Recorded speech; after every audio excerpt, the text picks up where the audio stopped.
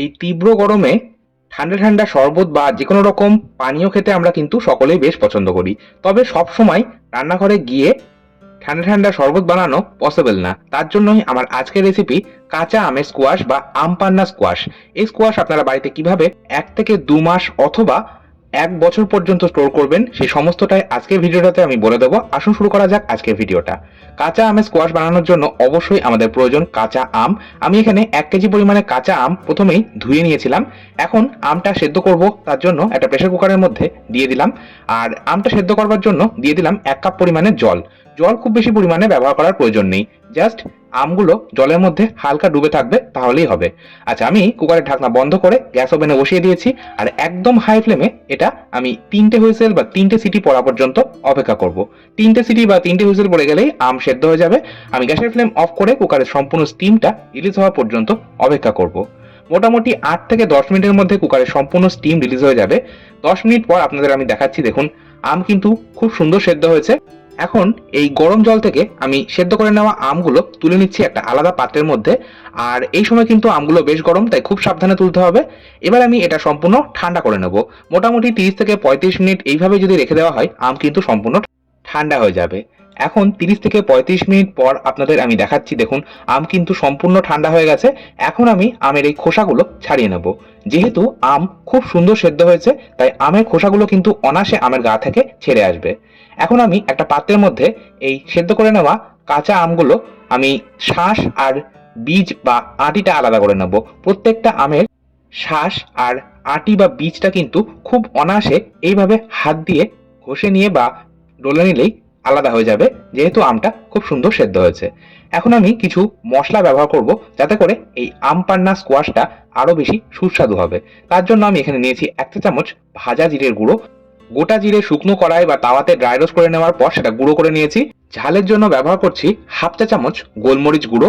আর এখানে কিন্তু ফ্রেশ গোলমরিচ গুঁড়ো ব্যবহার করতে হবে, বাজারে কেনা গোলমরিচ গুঁড়ো ব্যবহার না করলেই ভালো হয়।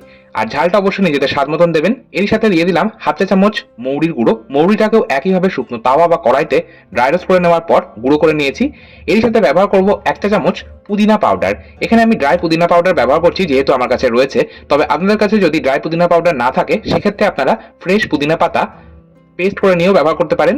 আর যদি পুদিনা পাতার ফ্লেভারটা অপছন্দ হয়, সেক্ষেত্রে নাও ব্যবহার করতে পারেন।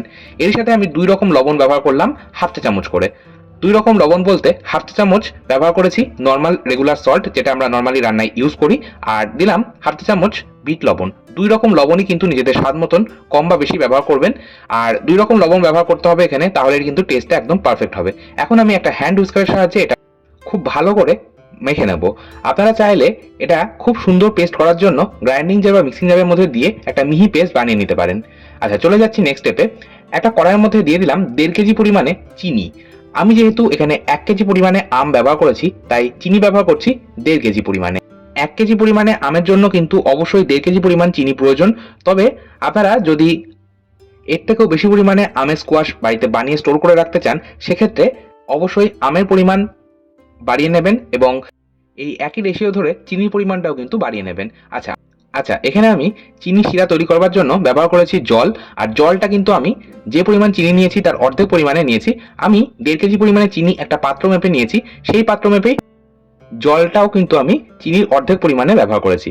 আচ্ছা, আমি এর মধ্যে দিয়ে দিলাম 1 টেবিল চামচ পাতিলেবুর রস। পাতিলেবুর রস ব্যবহার করা হলে চিনির মধ্যে থাকা ময়লাটা সম্পূর্ণ আলাদা হয়ে যাবে। এছাড়াও এই স্কোয়াশ কিন্তু আপনারা অনেক দিন পর্যন্ত স্টোর করে রাখতে পারবেন, কারণ পাতিলেবুর রস বা ভিনিগার আমাদের এখানে প্রেজারভেটিভের কাজ করবে। আর যদি পাতিলেবুর রস না থাকে, সেক্ষেত্রে আপনারা হোয়াইট ভিনিগারও কিন্তু সামান্য পরিমাণে ব্যবহার করতে পারেন।